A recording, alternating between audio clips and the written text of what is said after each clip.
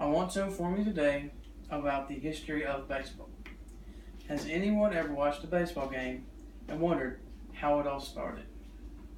I have played baseball since I was about 6 years old, and as I've got older, I've been trying to understand the history of baseball itself. The earliest unknown occurrence of baseball is in 1792 in Pittsfield, Massachusetts. The most known occurrence, though, was in 1823 in New York City, New York. Children would come home after school and get old broomsticks and rocks and go out to the streets and play baseball. But back then, it was known as stickball. The first professional team was the New York Knickerbockers, but there was no one for them to play against, so they would just play scrimmage games. The first professional game was between the New York Nine and the New York Knickerbockers in Hoboken, New Jersey in 1846. When the games first started, they were very high scoring and they went at a fast pace. But from 1900 to 1919, many people realized the games became more low scoring and started going at a slower pace.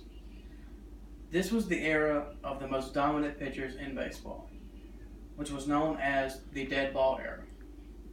The well-known pitchers from this era were Walter the Big Train Johnson, Cy Young, Christy Mathewson, and Grover Cleveland. Even with some of the most well-known hitters such as Honus Wagner and Ty Cobb, these pitchers still pitched at a high and dominant level throughout the years.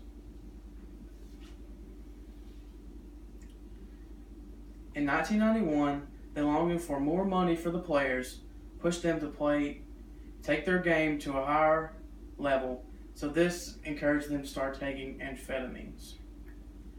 Amphetamines were the first steroids to enter the game of baseball, which happened in 1991. The first steroids were called greenies. The use of steroids were against the rules of baseball, and players received fines and suspensions if affiliated with steroids. This left a bad taste in most fans' mouth, and most players with affiliation to steroids have been shunned from the game. Some well-known players affiliated with steroids are Barry Bonds, Jason Giambi, and Mark McGwire.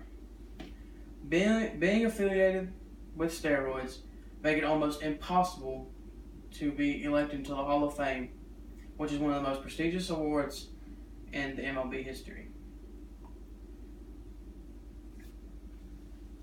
Well, that was the history of baseball in a nutshell. I hope the information that I have provided for you today will enlighten your view of baseball and how the game itself is played today.